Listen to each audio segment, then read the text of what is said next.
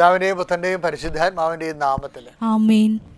എൻ്റെ പ്രിയപ്പെട്ടവരെ, വീണ്ടും എല്ലാ ദിവസവും നമ്മളെ കർത്താവിൽ കണ്ടുമുട്ടുന്നത് ഒരു ഭയങ്കരമായ ദൈവാനുഗ്രഹത്തിൻ്റെ കാലഘട്ടമാണ്. നിങ്ങളിത് ഈ ശുശ്രൂഷ മുടങ്ങാതെ കൂടുന്നതിൽ സന്തോഷമുണ്ട്. കാര്യം ദൈവാനുഗ്രഹത്തിൻ്റെ തുടർച്ചയാണത്. അതിൽ ഗ്യാപ്പ് വിടാതിരിക്കാൻ പ്രത്യേകം ശ്രദ്ധിക്കണം. Okay, let's come to the prayer. ഏറ്റു പ്രാർത്ഥിക്കുക. പ്രത്യക്ഷീണ പ്രാർത്ഥന. അമ്മേ പരിശുദ്ധ അമ്മേ, അമ്മേ പരിശുദ്ധ ദൈവമാതാവേ, ദൈവമാതാവേ, അങ്ങ് കൃപാസനത്തിൽ പ്രത്യക്ഷപ്പെട്ട് വരാൻ പോകുന്ന മഹാദുരന്തത്തിൽ നിന്ന് രക്ഷപ്പെടാനും എല്ലാവർക്കും വേണ്ടി പ്രാർത്ഥിക്കുവാനും ആവശ്യപ്പെട്ടിട്ട് 20 വർഷം തികയുന്ന ഈ വേളയിൽ കൃപാസനത്തിലൂടെ ഞങ്ങൾക്കും ഈ ദേശത്തിനും അങ്ങ് മധ്യസ്ഥം തേടി തന്ന എല്ലാ അനുഗ്രഹങ്ങൾക്കും കൃപകൾക്കും ഞങ്ങളിപ്പോൾ ഹൃദയം നിറഞ്ഞ നന്ദി പറയുന്നു. അമ്മേ പരിശുദ്ധ അമ്മേ, ജപമാല മാതാവേ, സകല കൃപാസനം പ്രാർത്ഥനകളോടും ചേർത്ത് ഞങ്ങളിപ്പോൾ പ്രാർത്ഥിക്കുന്ന ഈ കുടുംബത്തിന്റെ പ്രത്യേക നിയോഗം പറയുക. നിങ്ങളുടെ ഭാരം ലഘൂകരിക്കാൻ വേണ്ടിയാണ് കർത്താവ് ശുശ്രൂഷ തന്നത്.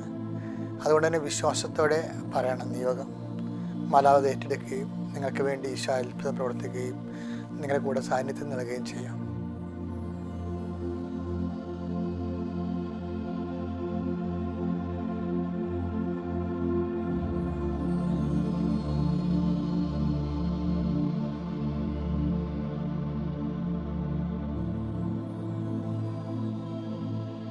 അമ്മയുടെ പ്രത്യക്ഷീകരണത്തിന്റെ ഈ ദ്വാദശക വേളയിൽ ഞങ്ങൾക്ക് സാധിച്ചു തരുവാൻ കനിയണമേ. വിശ്വാസ പ്രമാണം. സർവശക്തനായ പിതാവും ആകാശത്തിന്റെയും ഭൂമിയുടെയും സൃഷ്ടാവുമായ ദൈവത്തിൽ ഞാൻ വിശ്വസിക്കുന്നു. അവിടുത്തെ ഏകപുത്രനും ഞങ്ങളുടെ കർത്താവുമായ ഈശോ മിശിഹായിലും ഞാൻ വിശ്വസിക്കുന്നു. ഈ പുത്രൻ പരിശുദ്ധാത്മാവിനാൽ ഗർഭസ്ഥനായി കന്യകാമറിയത്തിൽ നിന്ന് പിറന്ന് പൊന്തിയോസ് പീലാത്തോസിന്റെ കാലത്ത് പീഡകൾ സഹിച്ച് കുരിശിൽ തറയ്ക്കപ്പെട്ട് മരിച്ച് അടക്കപ്പെട്ട് പാതാളങ്ങളിൽ ഇറങ്ങി മരിച്ചവരുടെ ഇടയിൽ നിന്ന് 3-ാം നാൾ ഉയർത്ത് സ്വർഗത്തിലേക്ക് എഴുന്നള്ളി സർവശക്തിയുള്ള പിതാവായ ദൈവത്തിന്റെ വലതുഭാഗത്തിരിക്കുന്നു. അവിടെ നിന്ന് ജീവിക്കുന്നവരെയും മരിച്ചവരെയും വിധിക്കുവാൻ വരുമെന്നും ഞാൻ വിശ്വസിക്കുന്നു. പരിശുദ്ധാത്മാവിലും ഞാൻ വിശ്വസിക്കുന്നു. വിശുദ്ധ കത്തോലിക്കാ സഭയിലും പുണ്യവാന്മാരുടെ ഐക്യത്തിലും പാപങ്ങളുടെ മോചനത്തിലും ശരീരത്തിന്റെ ഉയർപ്പിലും നിത്യമായ ജീവിതത്തിലും ഞാൻ വിശ്വസിക്കുന്നു. ആമേൻ. സുഖസ്ഥനായ ഞങ്ങളുടെ പിതാവേ, അങ്ങയുടെ നാമം പൂജിതമാകണമേ. അങ്ങയുടെ രാജ്യം വരണമേ. അങ്ങയുടെ തിരുമനസ് സ്വർഗത്തിലെ പോലെ ഭൂമിയിലും ആകണമേ. അന്നു വേണ്ടുന്ന ആഹാരം ഇന്ന് ഞങ്ങൾക്ക് തരണമേ. ഞങ്ങളോട് തെറ്റ് ചെയ്യുന്നവരോട് ഞങ്ങൾ ക്ഷമിക്കുന്നത് പോലെ ഞങ്ങളുടെ തെറ്റുകൾ ഞങ്ങളോടും ക്ഷമിക്കണമേ. ഞങ്ങളെ പ്രലോഭനത്തിൽ ഉൾപ്പെടുത്തരുതേ, തിന്മയിൽ ഞങ്ങൾ രക്ഷിക്കണമേ. ആമേൻ. നന്മ നിറഞ്ഞ മറിയമേ, സ്വസ്തി. കർത്താവ് അങ്ങയുടെ കൂടെ സ്ത്രീകളിൽ അങ്ങ് അനുഗ്രഹിക്കപ്പെട്ടവളാകുന്നു. അങ്ങയുടെ ഉദരത്തിൻ ഫലമായി ഈശോ അനുഗ്രഹിക്കപ്പെട്ടവനാകുന്നു. പരിശുദ്ധ മറിയമേ, തമ്പുരാന്റെ അമ്മേ, പാപികളായ ഞങ്ങൾക്ക് വേണ്ടി ഇപ്പോഴും ഞങ്ങളുടെ മരണസമയത്തും തമ്പുരാനോട് അപേക്ഷിക്കണമേ. ആമേൻ. എൻ്റെ പ്രിയപ്പെട്ടവരെ, നമ്മൾ പ്രാർത്ഥനയിലേക്ക് പോവുകയാണ്. നിങ്ങൾ സന്തോഷത്തോടെ നിങ്ങളുടെ മാനസികാവസ്ഥ എന്ത് തന്നെ ആയിക്കൊള്ളണേ, കർത്താവിൻ്റെ തിരുസന്നിധി വരുമ്പോൾ എല്ലാം പരിഹരിക്കുന്നതിന് മുമ്പിലാണ് നിൽക്കുന്നതിനുള്ള ബോധമാണ് നമ്മുടെ സന്തോഷം. കർത്താവേ, ഞങ്ങൾ വ്യത്യസ്തങ്ങളായ ജീവിത ഭാരങ്ങളുമായിട്ടാണ് എഴുന്നേറ്റ് വരണത്. ഞങ്ങളുടെ ഉത്തരവാദിത്തങ്ങൾ അനേകമാണ്. ഞങ്ങൾക്ക് തന്നെ ഞങ്ങളുടെ കഴിവ് കൊണ്ട് അത് പരിഹരിക്കാൻ പറ്റാത്തത് കൊണ്ടാണ് ഞങ്ങളുടെ അമ്മയായ പരിശുദ്ധ അമ്മ മാതാവിൻ്റെ തിരുസന്നിധി മാധ്യസ്ഥയിൽ അങ്ങയുടെ നാമത്തിൽ ഞങ്ങളെ ശരണം വെക്കുന്നത്. കർത്താവെ, നിന്നെ ശരണം വെക്കുന്ന അങ്ങയുടെ മക്കളോട് നീ കൃപ തോന്നണം. കർത്താവ്, ഞങ്ങളുടെ കഴിവ് കൊണ്ടല്ല, അത് നിൻ്റെ കൃപ കൊണ്ട് തന്നെയാണ്. നിൻ്റെ കൃപ കൊണ്ടെന്ന് വെച്ച് കഴിഞ്ഞാൽ നിൻ്റെ പിതാവ് നിന്നിൽ പ്രസാദിച്ചതാണ് ഞങ്ങളുടെ കൃപയെന്ന് ഞങ്ങൾ മനസ്സിലാക്കുന്നു. ഈശോയെ, നിൻ്റെ നാമത്തിന് നിന്ന് മഹത്വം ഉണ്ടാകട്ടെ. ഈ നാളിതുവരെ ഞങ്ങളെ സന്ധിച്ചതിന് നന്ദി പറയുന്നു. ഇനിയുള്ള ഈ ദിവസത്തിന് അതാത് ദിവസം അതാതിൻ്റെ ഉള്ള ഉത്കണ്ഠകൾ മതിയെന്നങ്ങ് പറഞ്ഞപ്പോൾ ഇന്നത്തെ ഉത്കണ്ഠകൾ അങ്ങയുടെ തിരുസന്നിധിയിൽ പരിശുദ്ധ അമ്മ മുഖേന സമർപ്പിച്ചുകൊണ്ട് ഞങ്ങൾ പ്രാർത്ഥിക്കുന്നു. കർത്താവ്, പലതരത്തിൽ ഉത്കണ്ഠകളുണ്ട്. തലമുടി കൊഴിഞ്ഞു പോകുന്നവർ രാവിലെ എഴുന്നേറ്റ് നോക്കുമ്പോൾ അത് അവരുടെ മുഖം അപ്പം തന്നെ മാറും. അപ്പം അതുപോലെ തന്നെ കുഞ്ഞാണെന്ന് മറ്റുള്ളവർക്ക് തോന്നിയാലും അവർക്ക് അതെല്ലാം വലുതാണ്. അതുകൊണ്ട് തന്നെ ചെറുതും വലുതുമായ എല്ലാ ദുഃഖങ്ങളും പീഡകളും ഞെരുക്കങ്ങളും ഉത്കണ്ഠകളും കർത്താവെ, നിൻ്റെ തിരുസന്നിധിയിൽ ഈ പ്രഭാതത്തിൽ സമർപ്പിക്കാൻ ഞങ്ങൾക്ക് ഇടയാക്കിയത് നന്ദി പറയുന്നു. കർത്താവെ, നിൻ്റെ തിരുമുറിവാർന്ന വലതുകരം അങ്ങയുടെ മുമ്പിൽ നമ്മൾ ശിരസ്കരായി നിൽക്കുന്ന അങ്ങയുടെ മക്കളുടെ മേൽ നിൻ്റെ തിരുമുറിവാർന്ന വലതുകരം ആണിപ്രതാർന്ന അത്ഭുതകരം കർത്താവെ, നീ വെക്കണമെന്ന് പ്രാർത്ഥിക്കുന്നു. കർത്താവെ, നിൻ്റെ വിശുദ്ധ പൗരോഹിത്യത്തെ മഹത്വപ്പെടുത്തണമേ. കർത്താവെ, സഭയിലുള്ള സാന്നിധ്യം പ്രകടമാക്കണമേ. 38 വർഷം ഞാൻ അർപ്പിച്ച കുർബാനയുടെ യോഗ്യതയാണ്. കൃപാസന അൾത്താറെ ജീവനോടെ പ്രത്യക്ഷപ്പെട്ട പരിശുദ്ധ അമ്മയുടെ മധ്യസ്ഥത കൃപാസന അൾത്താറ് നടന്ന 10,000-കണക്കിന് ആരാധന ശക്തിയാൽ ഇപ്പോൾ അങ്ങയുടെ തിരുസന്നിധിയിൽ നിയോഗം സമർപ്പിച്ചുകൊണ്ട് പ്രാർത്ഥിച്ചു നിൽക്കുന്ന എല്ലാ മക്കളും അടിപ്പണ പോലെ വൈതാക്കാലം പോലെ ദൈവികമായ ശക്തി നിങ്ങളൊക്കെ ആവശ്യിക്കട്ടെ എന്ന് പ്രാർത്ഥിക്കുന്നു. ദൈവത്തിൻ്റെ കണ്ണങ്ങൾ ആവശ്യിക്കട്ടെ. കർത്താവിന് മുഴുക്കിടന്ന് ഒഴുകുന്ന വിശുദ്ധമായ രക്തം നിങ്ങളുടെ മേൽ തളിക്കപ്പെടട്ടെ. കർത്താവിന് തിരുവിലാവിൽ ഒഴുകുന്ന വിശുദ്ധമായ രക്തം നിങ്ങളുടെ മേൽ ചിന്തപ്പെടട്ടെ. ദൈവത്തിൻ്റെ ഉന്നതമായ നാമത്തിൽ സകലവിധ പാപങ്ങളും സകലവിധ ഭാരങ്ങളും യേശുക്രിസ്തു നാമം നീങ്ങിപ്പോകട്ടെ. കർത്താവ് അന്ധന് കാഴ്ച നൽകുവനെ, ക്ഷേടനെ കേൾവി നൽകുവനെ, ഊമന് സംഭാഷണം നൽകുവനെ, മഹോത്സവപ്പെടുത്തവനെ, തവാരുസപ്പെടുത്തവനെ, മരിച്ചു ഉയർപ്പിച്ചവനെ, എൻ്റെ കർത്താവിൻ്റെ ഉന്നതമായ നാമത്തിൽ സഭയുടെ അധികാരത്തിൽ കുരിശിൻ്റെ അടയാളത്തിൽ ഇന്നത്തെ യാത്രകളിലെല്ലാം കണ്ടുമുട്ടുന്ന വ്യക്തികൾ ഈശോയുടെ നാമത്തിൽ അനുഗ്രഹിക്കപ്പെടട്ടെ. ഞങ്ങൾ ഇടപെടുന്ന വ്യക്തികൾ ഈശോയുടെ നാമത്തിൽ അനുഗ്രഹിക്കപ്പെടട്ടെ. ഞങ്ങൾ ചെന്നെത്തുന്ന സ്ഥലങ്ങൾ, ഇടങ്ങൾ, സന്ദർശിക്കുന്ന കാര്യങ്ങൾ, സംസാരിക്കുന്ന സംഭാഷണ വിഷയങ്ങളെല്ലാം പരിശുദ്ധാത്മാവ് നിറയട്ടെ. എൻ്റെ കർത്താവിൻ്റെ ഉന്നതമായ നാമത്തിൽ സഭയുടെ അധികാരത്തിൽ ഇന്ന് രാത്രി ഞങ്ങളുടെ ഉത്തരവാദിത്തങ്ങളെല്ലാം നിർവഹിച്ചുകൊണ്ട് ഞങ്ങൾ കർത്താവ് വിശ്രമത്തിൽ പ്രവേശിക്കുന്നവരെ ദൈവത്തിൻ്റെ കരുണ നിങ്ങൾ ആവശ്യിക്കട്ടെ. നിത്യം പിതാവും പുത്രനും പരിശുദ്ധാത്മാവുമായ സർവ്വീശ്വരെ നീക്കും. ആമേൻ.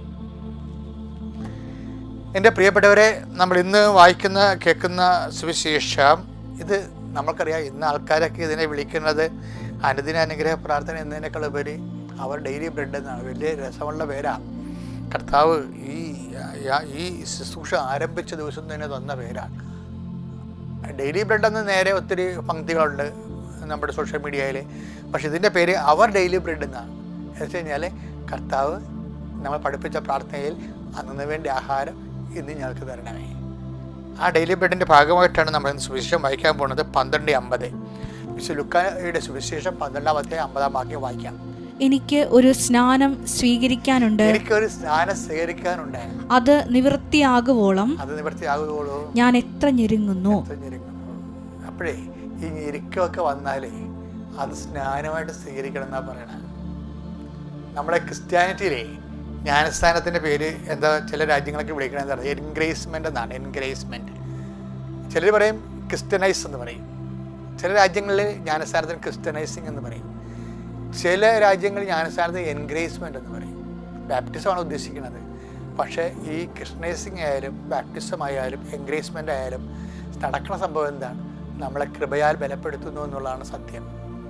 എന്ന് വെച്ചാൽ ദൈവത്തിന് നമ്മുടെ ജീവിതത്തിൽ പ്രവർത്തിക്കാൻ പറ്റുന്ന സിറ്റുവേഷൻസ്, പക്ഷെ അത് എപ്പോഴും സംഭവിക്കുന്നത് നമ്മൾ പറയുന്ന ഒരു ജഡികമായ സന്തോഷത്തിൻ്റെ ഒരു പശ്ചാത്തലത്തിലല്ല. പിന്നെന്താണ്? ഞെരുക്കങ്ങളിലാണ്. കർത്താവ് ഞെരുക്കത്തെ വിളിച്ചത് ഞെരുക്കമെന്നല്ല. പിന്നെ നമ്മളെന്തിനാണ് ഞെരുക്കമെന്ന് വിളിക്കണേ? കർത്താവ് ഞെരുക്കത്തെ വിളിച്ചത് ഞെരുക്കമെന്നല്ല. പിന്നെ നമ്മളെന്തിനാണ് അതിനെ ഞെരുക്കമെന്ന് വിളിക്കണത്? കർത്താവ് ഞെരുക്കത്തെ വിളിച്ചത് ജ്ഞാനസ്ഥാനമെന്നാണ്. ദാറ്റ് മീൻസ് നമ്മുടെ ഓരോ ഞെരുക്കങ്ങളും സാമ്പത്തികമാകാം, ശാരീരികമാകാം, മറ്റ് വ്യക്തികളുള്ള മാനസിക പീഡനമാകാം, what kind of troubles and tribulations, അതെല്ലാം ഇറ്റ്സ് ഈക്വൽ ടു ബാപ്റ്റിസം. അതെല്ലാം കർത്താവിൻ്റെ ജ്ഞാനസ്ഥാനത്തിൻ്റെ തുടർച്ചയാണ്. ദാറ്റ് മീൻസ് നമ്മുടെ ഞെരുക്കങ്ങൾ ജ്ഞാനസ്ഥാന തുടർച്ചയാണെങ്കിൽ അതിൻ്റെ അർത്ഥം എന്താണ്? അത് എൻഗ്രേസ്മെൻ്റ് തുടർച്ചയാണ്. എന്ന് വെച്ചാൽ കൃപാവർഷത്തിൻ്റെ തുടർച്ചയാണ്. അപ്പോൾ ഓരോ സങ്കടം വരുമ്പോഴും ഇതെനിക്ക് ഞെരുക്കമാണെന്ന് പറയരുത്. ഞാൻ ജ്ഞാനസ്ഥാനത്തിൽ പെട്ടിരിക്കുന്നു, കർത്താവിനെ എൻഗ്രേസ് ചെയ്തുകൊണ്ടിരിക്കുന്നു. നമ്മൾ നന്ദിയോടെയാണ് ക്ലേശങ്ങൾ സ്വീകരിക്കേണ്ടത്. Okay, thank you. സ്നേഹദാതാ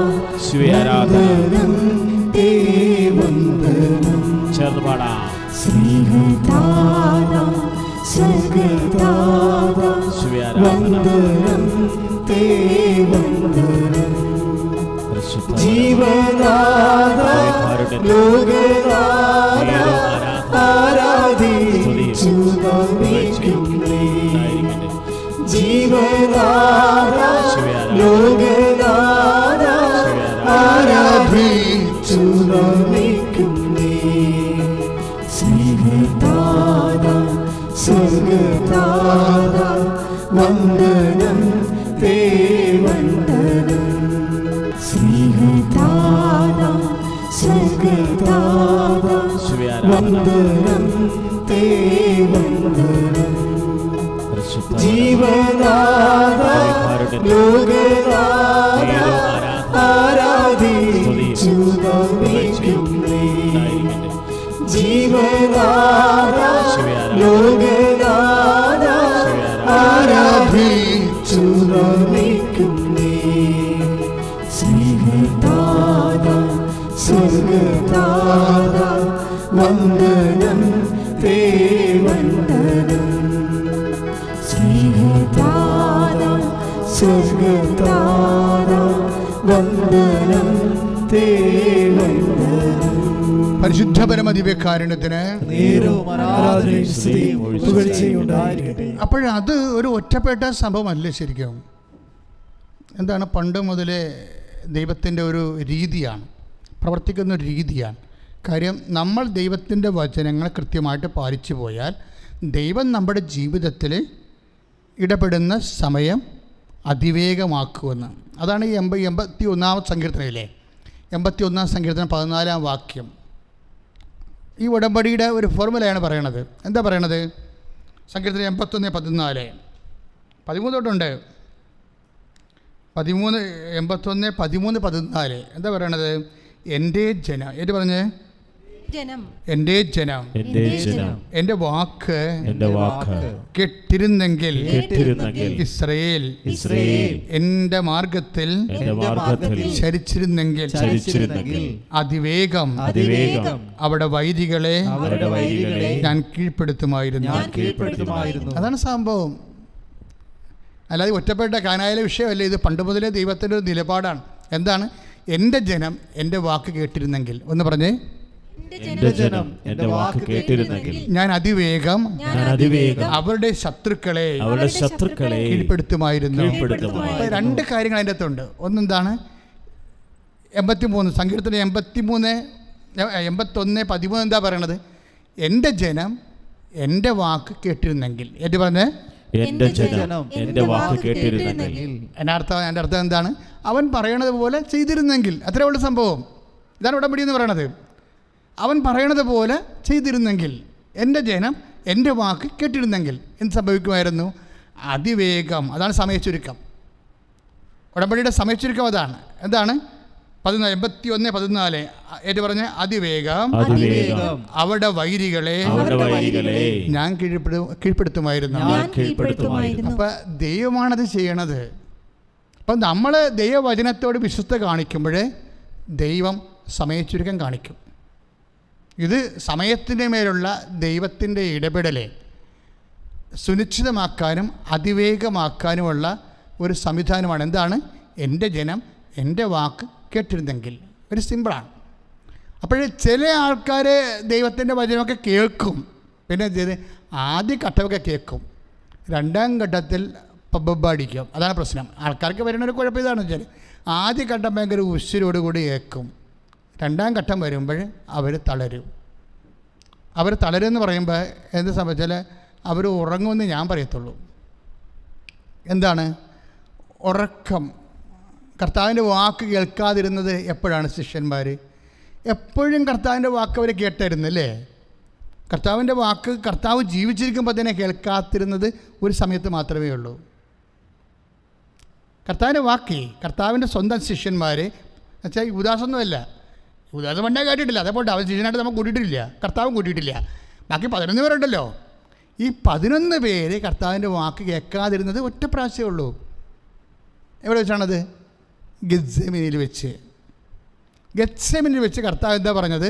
1 മണിക്കൂറെങ്കിലും നിങ്ങളെ എന്നോട് കൂടെ ഉണർന്നിരിക്കണം. അപ്പോഴേ പക്ഷേ കർത്താവ് വീണ്ടും വരുമ്പോൾ പത്രോസൊക്കെ ഭയങ്കര കുറുക്കാൻ ഭരിച്ചുറങ്ങുകയാണ്. കർത്താവ് കേട്ടില്ല. കർത്താവ് പറഞ്ഞ വാക്ക് കേട്ടില്ല, വചനം കേട്ടില്ല. അവർ എൻ്റെ ജനം എൻ്റെ വാക്ക് കേട്ടിരുന്നെങ്കിലെന്ന് പറഞ്ഞില്ലേ. 81:13 എൻ്റെ ജനം എൻ്റെ വാക്ക് കേട്ടിരുന്നെങ്കിൽ. ശുസി ഒന്ന് ചിന്തിച്ച് നോക്കി എൻ്റെ മക്കളെ. എന്തുകൊണ്ട് കർത്താവ് തൻ്റെ വാക്ക് നമ്മളോട് പറയാൻ കാരണം എന്താ?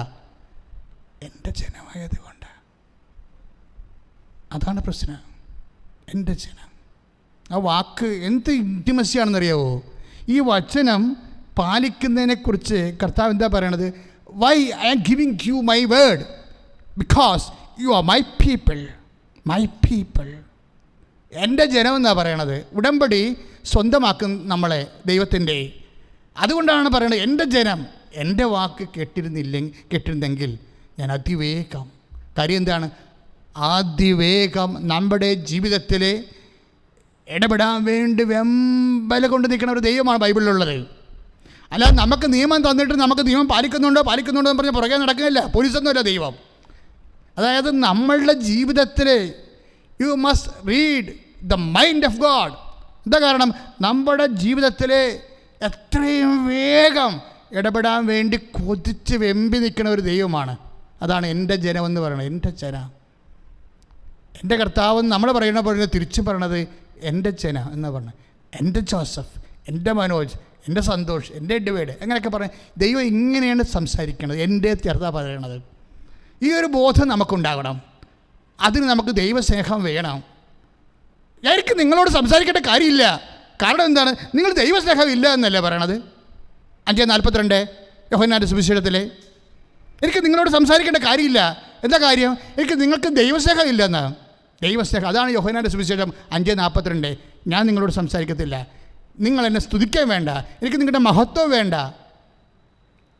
എന്താ കാര്യം, എനിക്ക് നിങ്ങളുടെ മഹത്വം വേണ്ട.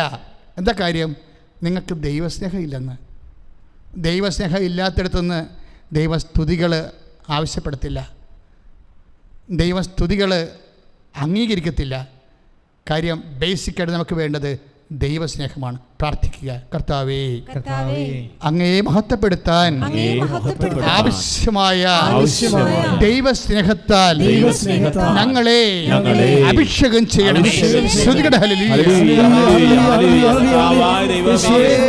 ദൈവസ്നേഹമെന്ന പുണ്യത്താൽ ഞങ്ങളെ ശക്തിപ്പെടുത്തണമേ.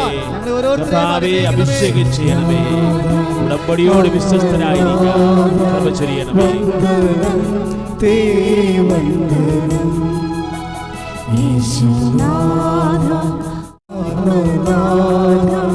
വന്ദനം തേ വന്ദനം ലോകനാഥ പ്രാണനാഥ ആരാധിച്ചു നമിക്കുന്നേ. ലോകനാഥ പ്രാണനാഥ ആരാധിച്ചു നമിക്കുന്നേ. ലോകനാഥ പ്രാണനാഥ ആരാധിച്ചു നമിക്കുന്നേ. ലോകനാഥ പ്രാണനാഥ ആരാധിച്ചു നമിക്കുന്നേ. പരിശുദ്ധ പരമദിവ്യകാരുണ്യത്തിന് അപ്പോൾ ദൈവസ്നേഹം നഷ്ടപ്പെടുമ്പോൾ നമ്മൾ എന്താ പറഞ്ഞത്, എനിക്ക് നിങ്ങളെ മഹത്വം, ഞാൻ നിങ്ങളിൽ നിന്ന് മഹത്വം അന്വേഷിക്കണില്ല, സ്തുതിപ്പ് അന്വേഷിക്കണില്ല, പ്രാർത്ഥന അന്വേഷിക്കണില്ല. എന്താ കാരണം, നിങ്ങൾ ദൈവസ്നേഹമില്ല. അതാണ് യോഹന്നാൻ 5:42. അപ്പോൾ നമ്മളിൽ ഉടമ്പടി എടുക്കുന്ന ഓരോ വ്യക്തികളിലും ആദ്യം വേണ്ടത് എന്താണ്, ദൈവസ്നേഹമാണ്. ഇന്ന് പ്രാർത്ഥിച്ചേ, കർത്താവേ ഉടമ്പടി എടുത്തവരും ഞങ്ങൾ ഉടമ്പടി എടുക്കാൻ പോകുന്നവരും എല്ലാവരിലും ദൈവസ്നേഹം നിറക്കണമേ. അങ്ങയുടെ വചനം അതുപോലെ നിവർത്തിയാക്കാൻ ഞങ്ങളിൽ ദൈവസ്നേഹം നിറക്കണമേ. ഓ കർത്താവേ, ഇപ്പോൾ ഞങ്ങളിലെ ദൈവസ്നേഹം നിറക്കണമേ.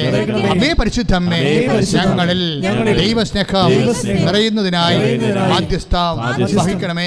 പിതാവായ ദൈവത്തിന്റെ പരിശുദ്ധാത്മാവിന്റെ പ്രിയബന്ധുവായിരിക്കുന്ന പരിശുദ്ധ ദൈവമാതാവേ, ഞങ്ങളിൽ ദൈവസ്നേഹം നിറയാൻ ഇടയാക്കണമേ.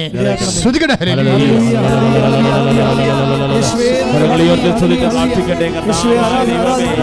ദൈവസ്നേഹത്താൽ ഞങ്ങളെ ശക്തിപ്പെടുത്തണമേ. ഓരോ മക്കളെയും ആശീർവദിക്കണമേ. മക്കളെ സ്പർശിക്കണമേ.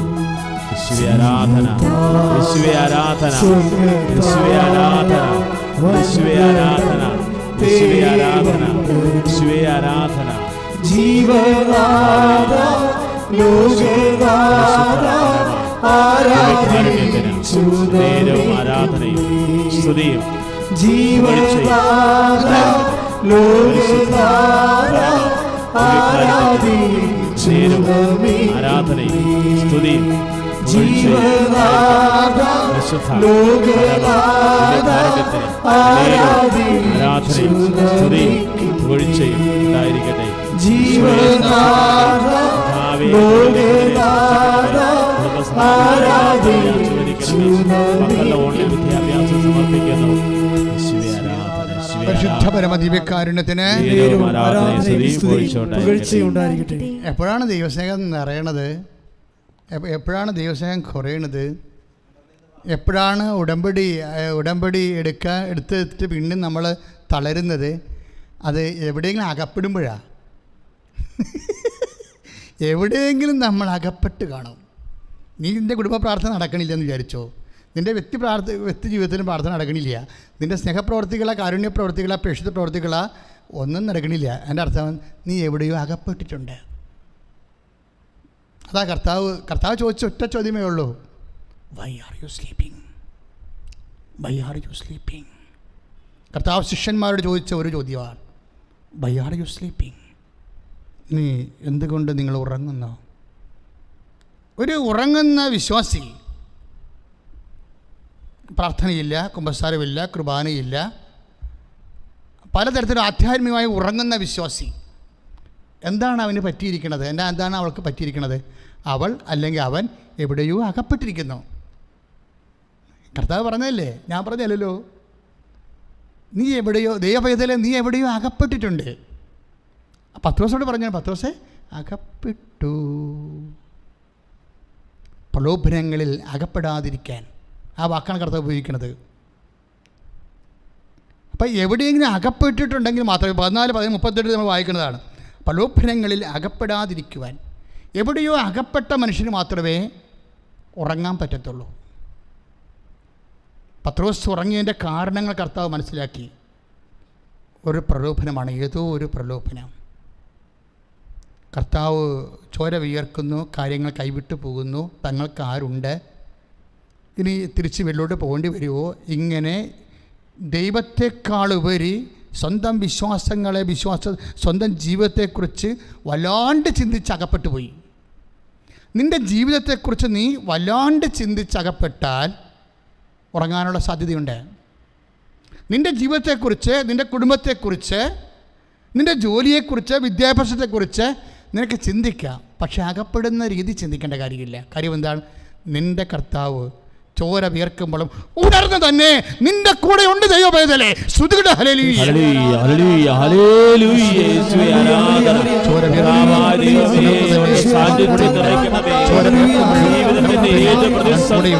ചോര വിയർക്കുമ്പോഴും കൂടെയുള്ളൂ. ആരാധന ആരാധന ആരാധന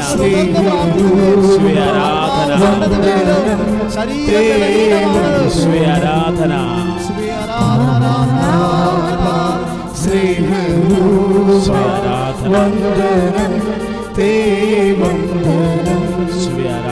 ജീവാത്മാവേ സത്യമാവേ ആരാധിച്ചുതമിക്കുന്നേ. ജീവാത്മാവേ സത്യമാവേ ആരാധിച്ചുതമിക്കുന്നേ. സ്നേഹതാര സ്വർഗതാര വന്ദനം തേ വന്ദനം. നമ്മൾ ഉറങ്ങുമ്പോൾ മാത്രമല്ല, അല്ലെങ്കിൽ എന്തെങ്കിലും കാര്യങ്ങളിൽ ദൈവത്തെക്കാൾ വലിയ പ്രാധാന്യം കൊടുത്തുകൊണ്ട് അകപ്പെട്ടു പോകുമ്പോൾ മാത്രമല്ല നമ്മൾക്ക് ദൈവികമായ ഇടപെടൽ താമസിക്കുന്നത്. ഇപ്പോൾ ദൈവികമായ ഇടപെടൽ താമസിക്കാനുള്ള കാരണം എന്താ? നമ്മൾ അകപ്പെട്ടു പോയത് കൊണ്ടാണ്. എവിടെയോ എന്തോ ചിന്തയിലും എന്തോ പ്രലോഭനങ്ങളിലും എന്തോ അരുതാത്ത കെട്ടുപാടുകളിലൊക്കെ അകപ്പെട്ടു പോയി. ഇനി ചാരി നിന്നാലും പണി കിട്ടും നമുക്ക്. ബൈബിൾ പറയുന്ന രണ്ടാമത്തെ സംഭവമാണ് ചാരി നിപ്പ്. ആരെങ്കിലും ചാരി നിന്നാലും നമുക്ക് പണി കിട്ടാൻ സാധ്യതയുണ്ട്. എന്താ അങ്ങനെ പറയുന്ന കാര്യത്തിൽ ദൈവവചനം കേൾക്കാതിരിക്കുന്നതിൻ്റെ ഒരു കാരണം കാര്യം ഇപ്പോൾ ഉടമ്പടിയുടെ ഒരു പ്രാധാന്യം എന്താണ്? ഉടമ്പടിയുടെ കണ്ടന്റ് എന്താണ്? അവൻ പറയണത് പോലെ ചെയ്യുക. ഇപ്പം ഞാൻ എൻ്റെ വാക്ക് കേട്ടിരുന്നെങ്കിലെന്ന് പറയുന്നതും സങ്കീർത്തനം 81:14 അവൻ പറയുന്നത് പോലെ ചെയ്യുക എന്ന് പറയുന്ന യോഹന്നാൻ 2:5 വൺ ആൻഡ് സെയിം തിങ്. കർത്താവിൻ്റെ വചനം കേൾക്കുക. കർത്താവിൻ്റെ വചനം കേൾക്കാത്ത ശിഷ്യന്മാരുടെ ജീവിതത്തിൽ ഒരേ ഒരു അനുഭവം ഉണ്ടായിട്ടുള്ളൂ, അത് ഗെത്സെമനാണ്. അതിൻ്റെ കാരണം എന്താണ്? അവരകപ്പെട്ടു പോയത് കൊണ്ടാണ്. എന്തോ പ്രലോഭനങ്ങളിൽ അവർ അകപ്പെട്ടു പോയി. കർത്താവിനേക്കാളിൻ്റെ സാന്നിധ്യത്തെക്കാൾ ഉപരി വേറെ ചില കാര്യങ്ങൾ ചിന്തിച്ചിട്ട് അവർ അകപ്പെട്ടു പോയി. അതുകൊണ്ടാണ് മർക്കോസിൻ്റെ 14:37-38 പറയണത് അകപ്പെടാതിരിക്കണം. ഇനി അകപ്പെടാതിരിക്കുമ്പോഴാണ് അകപ്പെട്ടിരിക്കുമ്പോഴാണ് സാധാരണ കർത്താവിൻ്റെ വചനം കേൾക്കാതിരിക്കുന്നത്. നിങ്ങൾ ചിന്തിക്കണം, എന്തിലാണ് നിങ്ങൾ ഉടമ്പടി എടുത്ത ആൾക്കാർ എന്തിലാണ് അകപ്പെട്ടിരിക്കണം ചിന്തിക്കണം. ഏത് വ്യക്തിയിലാണ് അകപ്പെട്ടിരിക്കുന്നത്, ഏത് വിഷയത്തിലാണ് അകപ്പെട്ടിരിക്കുന്നത് എന്ന് ചിന്തിക്കണം. അപ്പോൾ അങ്ങനെ ചിന്തിച്ച് വരുമ്പോൾ രണ്ടാമത്തെ സംഭവം എന്താണ്? ദൈവവചനം കേൾക്കാതിരിക്കാനുള്ള, അതനുസരിച്ച് ജീവിക്കാതിരിക്കാനുള്ള രണ്ടാമത്തെ കാര്യം എന്താ? ചാരി നിൽപ്പാണ്. ചാരി നിന്നാലും പണി കിട്ടാൻ സാധ്യതയുണ്ട്. അപ്പോൾ നിങ്ങൾ ചോദിക്കും, ചാരി നിൽപ്പ? എനിക്ക് ചാരി നിൽപ്പ് എവിടെ നിന്ന് കിട്ടുന്നറിയാവോ? ഞാനിതുപോലെ കർത്താവിൻ്റെ വചനം ഇങ്ങനെ ഇടയ്ക്കിടയ്ക്ക് വായിച്ചുകൊണ്ടിരിക്കുമോ, എപ്പോഴും വായിക്കുമോ?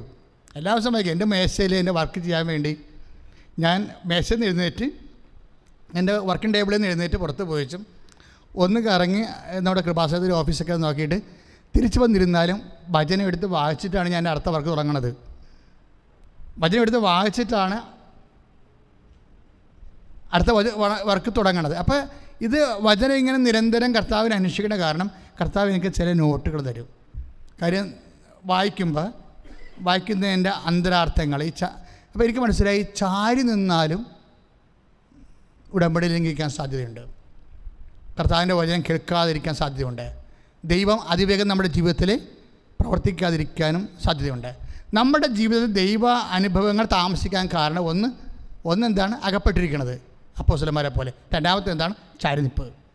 എന്താ ചാരിനിപ്പെന്ന് പറയണത്? ചാരിനിപ്പെന്ന് പറയണതേ, പണ്ട് ഇസ്രായേൽക്കാർക്ക് ഒരു പ്രശ്നമുണ്ടായി.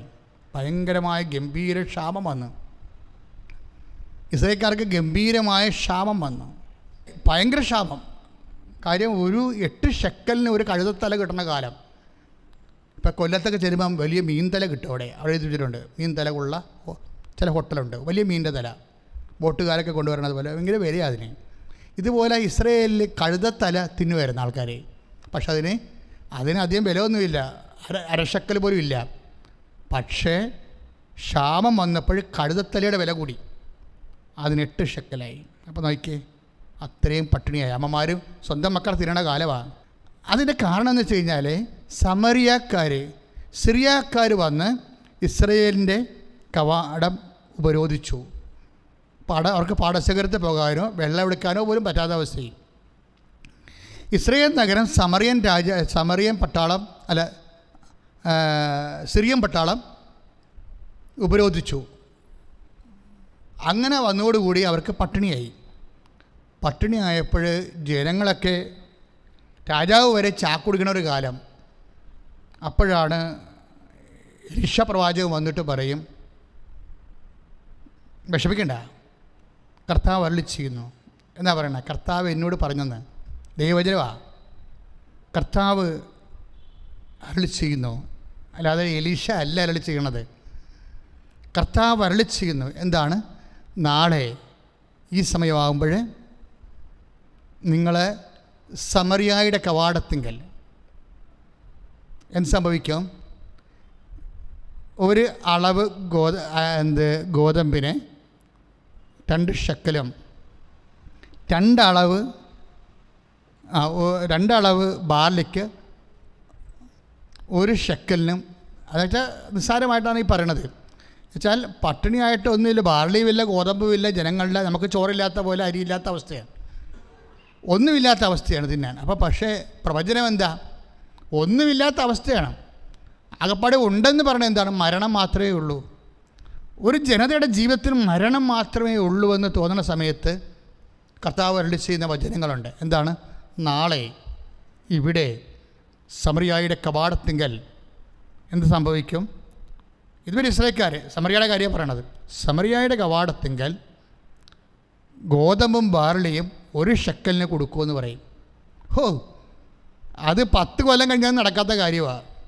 കാര്യം അത്ര അവസ്ഥയാണ്. സമറിയ എന്ന് പറഞ്ഞാൽ ഭയങ്കര ബലിഷ്ടമായിട്ടുള്ള ഒരു പട്ടണമാണ്. അവിടെ ആ പട്ടണത്തെ ഭേദിക്കാൻ ഈ പട്ടിണി പാവങ്ങൾക്ക് പുറത്തിറങ്ങാൻ പറ്റാതെ ഇരിക്കുന്ന ആൾക്കാരാണ് ഇപ്പം. സിറിയക്കാർ വന്ന് ഇസ്രായേലിനെ ഉപരോധിച്ചിട്ട് ഇവർക്ക് പുറത്തിറങ്ങാൻ പറ്റത്തില്ല. ഇവർ പുറത്തിറങ്ങാതെ എങ്ങനെ സമറിയക്കാട് രാജ്യത്ത് ചെന്നിട്ട് അവിടുന്ന് ബാർലി മേടിച്ചുകൊണ്ട് പോരും? അത് നടക്കാത്ത കാര്യമാണ്. സിറിയക്കാരാണ് ഇവരെ ഉപരോധിച്ചിരിക്കുന്നത്. അപ്പോൾ ഒന്നും നടക്കത്തില്ല. അപ്പോൾ ഉടനെ സേനാനായകൻ എന്താ സംഭവിച്ചിരിക്കുന്നത്? സേനാനായകൻ ചോദിക്കും, കർത്താവ് കിളിവാതിൽ തുറന്ന് പുറത്തെത്തിയാലും ഇതൊക്കെ വല്ലതും നടക്കുമെന്ന് ചോദിക്കും. ആ ചോദ്യം അതാണ്. കർത്താവ് സ്വർഗത്തിൻ്റെ കിളിവാതിൽ തുറന്ന് പുറത്തിറങ്ങിയാലും പറഞ്ഞാലും ഇതൊക്കെ വല്ലതും നടക്കുമെന്ന് ചോദിക്കും. അപ്പോഴേ കർത്താവിൻ്റെ വചനമല്ലേ, കർത്താവിൻ്റെ വചനം. ഈ സേനാനായകൻ ഈ തല നിൽക്കുമ്പോൾ എന്തുകൊണ്ടാണ് വാലാടിയതെന്നറിയാവോ? ആ സമയത്ത് ഇസ്രായേൽ രാജാവിനെക്കുറിച്ച് പറയണത്, അയാൾ ഈ സേനാനായകൻ്റെ ചുമലിൽ ചാരി നിൽക്കുകയായിരുന്നെന്ന്. രാജാവേ ഈ പൊട്ടൻ്റെ അടുത്ത് ചാരി നിൽക്കുകയാണ്. കാര്യങ്ങൾ തിരക്ക് ദൈവത്തിൻ്റെ ആലോചന കേൾക്കേണ്ടവൻ ഒരു കഴുതയേക്കാൾ വിലയില്ലാത്തവനെ ചാരി നിൽക്കുകയാണ്. അവനെന്താണ്? അവൻ സേനാനായകനായി പോയതിൻ്റെ അവൻ ആ ഒരു കുണാണ്ടറാ. അതുകൊണ്ട് അവനെ ചാരി നിൽക്കുന്ന രാജാവ് അവനെ ചാരി നിൽക്കുക. ബൈബിൾ അത് കൃത്യമായിട്ട് പറയുന്നുണ്ട്. ഈ പേപ്പട്ടിനെയാണ് കർത്താവിൻ്റെ അഭിഷിക്തൻ ചാരി നിൽക്കണത്. പിന്നെ എങ്ങനെ രാജ്യം തിരിയവരാണ്? അപ്പോൾ തന്നെ ചാരി രാജാവ് വരെ തന്നെ ചാരി നിൽക്കണ കാരണം ഇവന് അഹങ്കാരമായി. ഇവ ഉടനെ പറഞ്ഞ് കർത്താവിൻ്റെ സ്വർഗം തുറന്ന് കിളിവാതിൽ പുറത്തിറങ്ങിയാലും ഇതുവരെ നടക്കണ കാര്യമാണെന്ന് ചോദിച്ചു. ദാറ്റ് മീൻസ് അതിനെ തിരുത്താൻ രാജാവ് മുതിർന്നില്ല. കാര്യം എന്താണ്?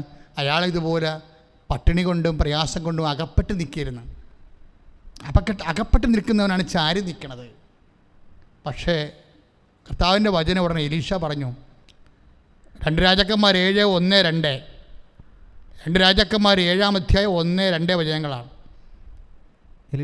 എലീശ പറഞ്ഞു, കർത്താവിന്റെ വചനം ശ്രവിക്കുവിൻ. കർത്താവിന്റെ വചനം ശ്രവിക്കുവിൻ. അവിടുന്ന് അരുളി ചെയ്യുന്നു, നാളെ ഈ നേരത്ത് സമറിയായുടെ കവാടത്തിങ്കൽ ഒരളവ് നേരിയ മാവ് ഒരു ഷെക്കലിനും 2 അളവ് ബാർലി ഒരു ഷെക്കലിനും വിൽക്കപ്പെടും. രാജാവ് പടനായകന്റെ തോളിൽ ചാരി നിൽക്കുകയായിരുന്നു. പടനായകൻ ദൈവപുരുഷനോട് പറഞ്ഞു, കർത്താവ് ആകാശത്തിന്റെ കിളിവാതിലുകൾ തുറന്നു തന്നാലും ഇത് നടക്കുമോ?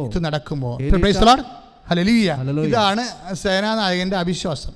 അപ്പോൾ എലീശ പറയണത് എന്താണെന്നറിയാമോ? ഇത് നടക്കും, പക്ഷെ ഒരു കാര്യമുണ്ട്.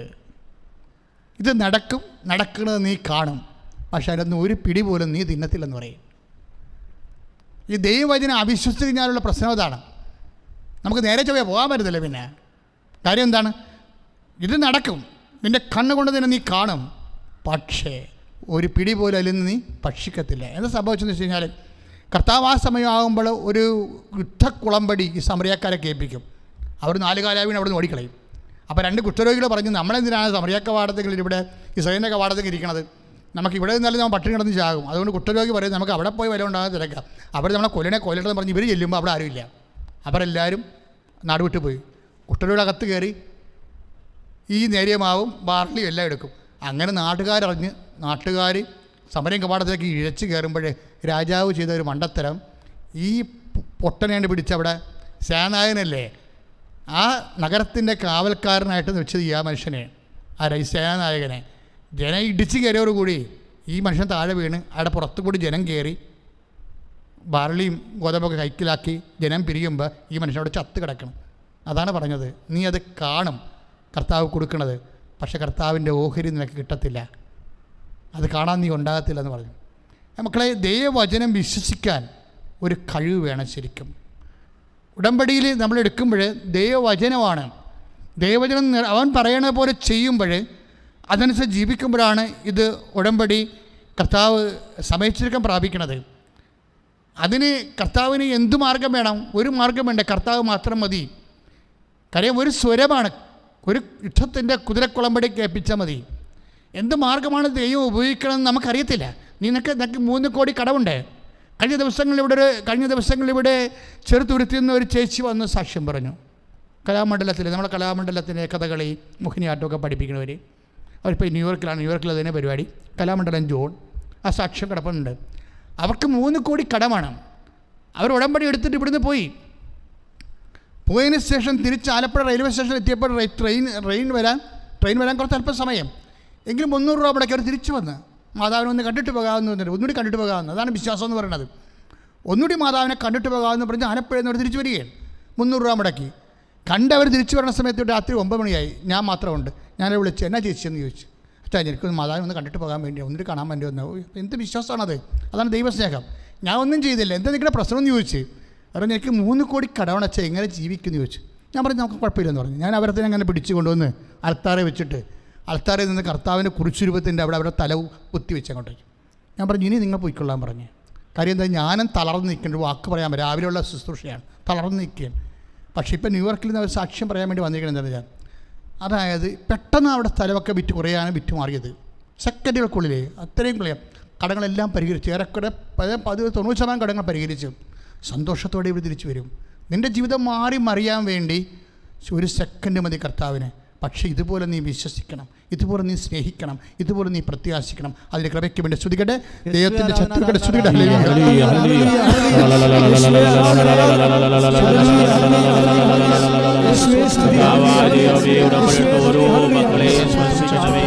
കർത്താവേ സ്പർശിക്കുന്ന ഹല്ലേലൂയ ഹല്ലേലൂയ ഹല്ലേലൂയ ഹല്ലേലൂയ യേശുവേ ആരാധന യേശുവേ ആരാധന സ്തുതിക്കട്ടെ. Hallelujah hallelujah hallelujah hallelujah hallelujah hallelujah കർത്താവായ ദൈവമേ സമർപ്പിച്ച് പ്രാർത്ഥിക്കുന്ന കർത്താവേ ടിവി ചാനലിലൂടെ ശുശ്രൂഷ കണ്ട് പ്രാർത്ഥിക്കുന്നവര്, യൂട്യൂബിലെ ചാനലുകളിൽ പ്രാർത്ഥിക്കുന്നവര്, കഴിയുന്നവര്, മഹാമാരി കഴിയുന്നവര് എല്ലാവരെയും സമർപ്പിക്കുന്ന യേശുവേ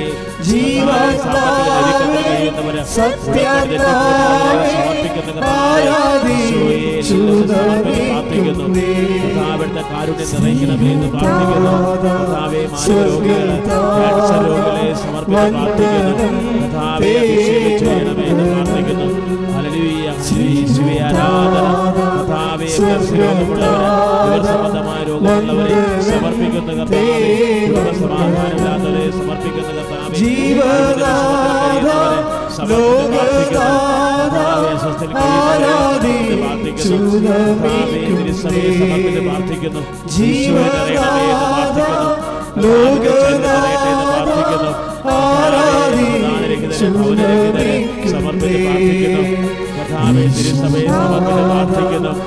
കർത്താവേ സമർപ്പിച്ച് പ്രാർത്ഥിക്കുന്നു. എല്ലാ കർത്തനാളന്മാരെ സമർപ്പിച്ച് പ്രാർത്ഥിക്കുന്നു.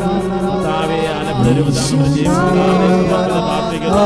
എല്ലാ വൈദികരെ സമർപ്പിച്ച് പ്രാർത്ഥിക്കുന്നു. ദൈവവിളിയെ സമർപ്പിച്ച് പ്രാർത്ഥിക്കുന്നു. കർത്താവിന്റെ കൃപ ചൊരിയണമേ എന്ന് പ്രാർത്ഥിക്കുന്നു. ലോകത്തിന്റെ ധാരാളം ഭാഗങ്ങളിൽ പങ്കെടുത്ത് സമർപ്പിച്ച് പ്രാർത്ഥിക്കുന്നു.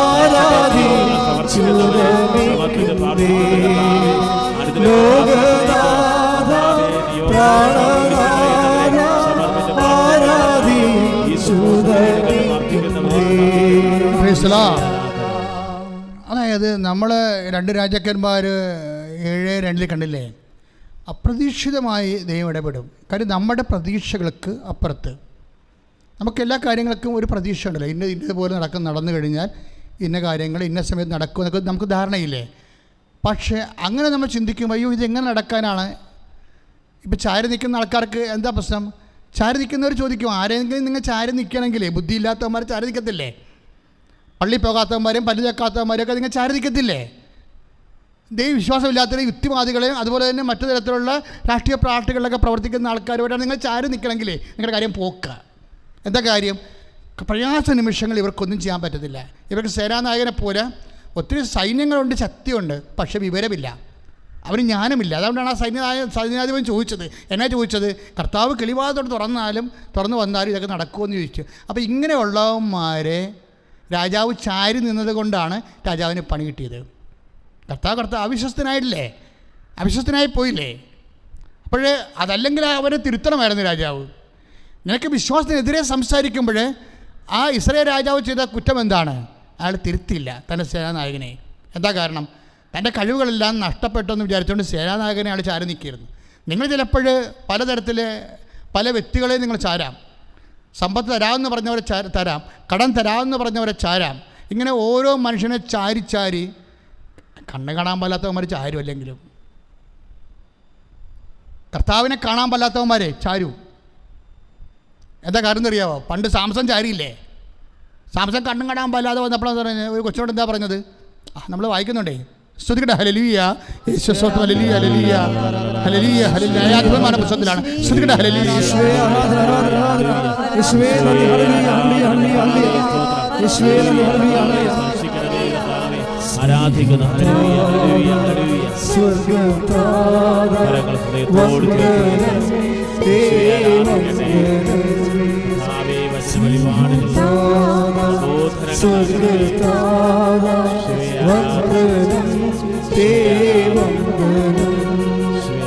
ജീവനാഥ ലോകനാഥ ആരാധിച്ചു നമിക്കുന്നേ.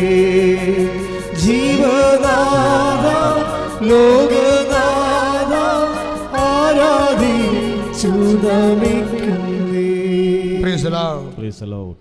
ന്യായാധിപന്മാരുടെ പുസ്തകം 16:26. കൈക്ക് പിടിച്ചിരുന്ന ബാലനോട് സാംസൺ പറഞ്ഞു, ഒന്ന് ചാരി നിൽക്കാൻ കെട്ടിടത്തിൻ്റെ തൂണുകൾ എവിടെയാണ് എന്ന് ഞാൻ തപ്പി നോക്കട്ടെ.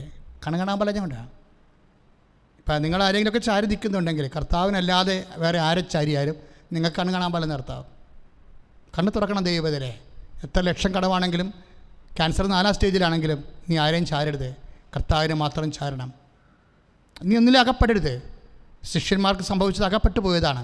പ്രാർത്ഥിക്കുക, കർത്താവേ ഒന്നിലും അകപ്പെടാതിരിക്കാൻ, ഒന്നിനെയും ചാരാതിരിക്കാൻ അങ്ങയിൽ മാത്രം ആശ്രയിച്ചുകൊണ്ട് അങ്ങയുടെ വചനങ്ങള് അവസാന നിമിഷം വരെ നിറവേറ്റിക്കൊണ്ട് നിന്റെ കൃപയാൽ കർത്താവേ നിന്റെ സുവിശേഷത്തിന്റെ സാക്ഷിയാകാൻ ഇനി അഭിഷേകം ചെയ്യണം.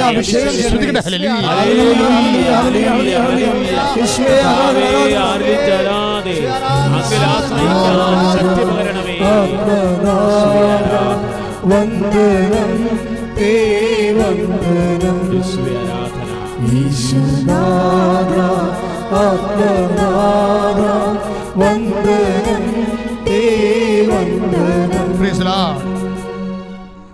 അവസാനമായി ജ്ഞാനം 11:6-7.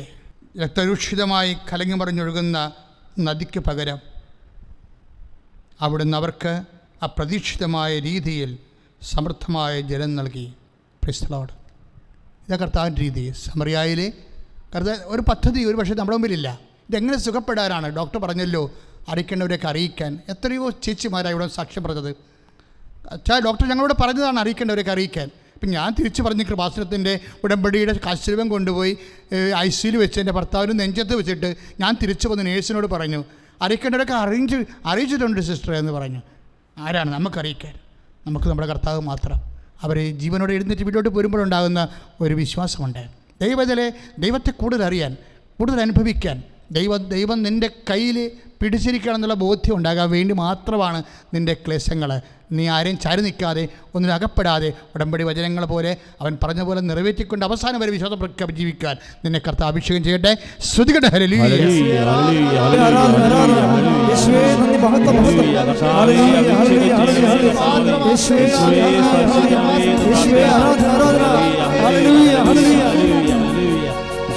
ജീവനാഥ ലോകനാഥ ആരാധിച്ചു നമിക്കുന്നേ. ജീവനാഥ ലോകനാഥ ആരാധിച്ചു നമിക്കുന്നേ. എൻ്റെ പ്രിയപ്പെട്ടവരെ, ഇപ്പോൾ കർത്താവ് നിന്നെ തൊടും, കർത്താവ് നിന്നെ സ്പർശിക്കും. നിൻ്റെ മാർഗരോഗങ്ങളായാലും നിൻ്റെ തീരാവ്യാധികളായാലും നിൻ്റെ ജീവിത ദുരിതങ്ങളായാലും നീ എന്തിനു വേണ്ടി പരീക്ഷ എഴുതിയിരിക്കുന്നുവോ, എന്തിനു വേണ്ടി നീ എഴുതാൻ പോകുന്നുവോ, നിൻ്റെ ജോലിക്കാര്യമായാലും നിൻ്റെ സാമ്പത്തിക മേഖലയായാലും, നിൻ്റെ വീടില്ലാത്ത അവസ്ഥയായാലും, വഴിയില്ലാത്ത അവസ്ഥയായാലും, ജീവിക്കാൻ സ്ഥലമില്ലാത്ത അവസ്ഥയായാലും, നിൻ്റെ യാത്രയായാലും, യാത്ര മുടങ്ങിയതായാലും, യാത്ര പെൻഡിങ്ങിലായാലും, എല്ലാ മേഖലകളിലും നിൻ്റെ ദൈവം ഇപ്പോൾ നിന്നെ അനുഗ്രഹിക്കാൻ പോകുന്നു. നീ കർത്താവിൻ്റെ തിരുസന്നിധിയിൽ നീ സ്വന്തമായ ശിരസിൽ കൈവച്ചുകൊണ്ട് പ്രാർത്ഥിക്കട്ടെ. കർത്താവിൻ്റെ നാമത്തിൻ്റെ സ്ഥിരത കൈവച്ച് പ്രാർത്ഥിക്കട്ടെ. നിന്നെ വെച്ചിരിക്കുന്ന കൈകൾ കൊണ്ട് തന്നെ കർത്താവ് നിന്നെ അനുഗ്രഹിക്കും. അതിപ്പോൾ കർത്താവിൻ്റെ കൈകളാക്കി നീ മാറ്റും. മാറും. കർത്താവ് അമ്മ പരിശുദ്ധമ്മ നിനക്ക് വേണ്ടി മധ്യസ്ഥം വഹിക്കും. മാരക രോഗങ്ങളും തീരാവേദികളും ജീവിത ദുരിതങ്ങളും തടസ്സങ്ങളും ഇപ്പോഴും അടിപ്പെടുന്ന പോലെ വൈദ്യാഘാതം പോലെ നിന്റെ ജീവിതത്തിൽ നിന്ന് വിട്ടകലാൻ പോകുന്ന കർത്താവേ, നിന്റെ നാമത്തിൽ പ്രാർത്ഥിക്കുന്ന കർത്താവേ, നിന്റെ നാമത്തിൽ പ്രാർത്ഥിക്കുന്ന കർത്താവേ, നിന്റെ വിശുദ്ധ പൗരോഹിത്യത്തെ ഇപ്പോഴും മഹത്വപ്പെടുത്തുന്ന കർത്താവേ, സഭയിലുള്ള സാന്നിധ്യം കർത്താവേ ഇപ്പൊ പ്രകടമാക്കുന്ന കർത്താവേ. ഈശോ ഈശോ പൊന്നോ വെള്ളിയോ എന്റെ കയ്യിലില്ല, എനിക്കുള്ളത് ഞാൻ നിനക്ക് തരുന്നു. നസ്രായനായ യേശുവിന്റെ നാമത്തില് മാരക രോഗങ്ങള് തീരാവേദികള് ജീവിതദുരിതങ്ങള് ജീവിതതടസ്സങ്ങള് യേശുനാമത്തില് മാറിപ്പോകട്ടെ, സൗഖ്യമാകട്ടെ. ലോകനാഥ പ്രാണനാഥ ആരാധിച്ചു നമിക്കുന്നേ. ലോകനാഥ പ്രാണനാഥ ആരാധിച്ചു നമിക്കുന്നേ. ശുദ്ധ പരമദിവ്യകാരുണ്യത്തിന് ആരാധനയും സ്തുതിയും പുകഴ്ചയും ഉണ്ടായിരിക്കട്ടെ. ഇരമകളെ കർത്താവ് നമ്മൾ നിറഞ്ഞു നിൽക്കുന്ന സമയമാണ്. അമ്മ സന്തോഷിച്ച് നിൽക്കുന്ന സമയമാണ്.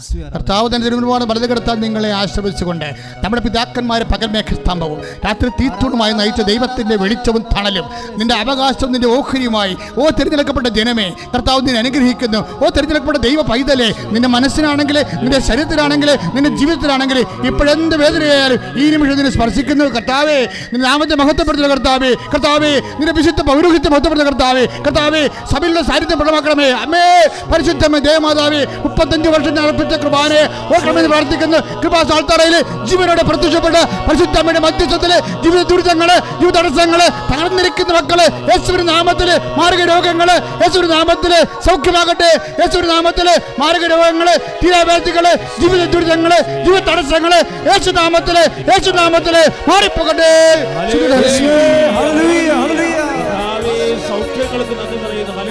ജീവാത്മാവേ സത്യാത്മാവേ ആരാധിച്ചു നമിക്കുന്നേ.